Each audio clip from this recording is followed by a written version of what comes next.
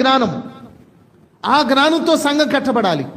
కానీ ఈ దినాల్లో లౌకిక జ్ఞానముతో సంఘాలు కట్టబడతా ఉన్నాయి కదా. అప్పులు పాలయ్యారా, ఇబ్బందులు పడుతున్నారా, కోర్టు కేసులు ఉన్నాయా, డ్రగ్స్కి అలవాటు పడ్డారా, కుటుంబ కలహాలు ఉన్నాయా, పిల్లలు లేకుండా బాధపడుతున్నారా, రండి. ఇప్పుడు మోటివేషనల్ స్పీచ్ ఇస్తారు చూసారా కాలేజీల్లో. ఇక అయిపోయింది సంఘాలు ఈ దినాల్లో. వాక్యం కాదు,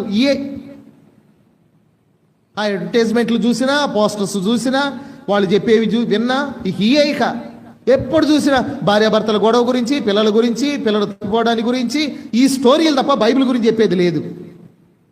బైబిల్ గురించి చెప్తున్నప్పుడు మిగతావన్నీ కవర్ అవుతాయి. ఎందుకంటే బైబిల్ అన్నీ రాసి పెట్టాడు దేవుడు. మనం బైబిల్ చెప్తున్నాం అనుకోండి, అన్నీ కవర్ అయిపోతాయి అందులోనే. కానీ వదిలిపెట్టి ఎక్కడెక్కడ స్టోరీలు తీసుకొని వాటిని ఆకర్షణీయంగా బోధిస్తూ వాళ్ళు సంఘాలు కడుతున్నారు. కానీ అవి సంఘాలు అనుకుంటున్నారు వాళ్ళు.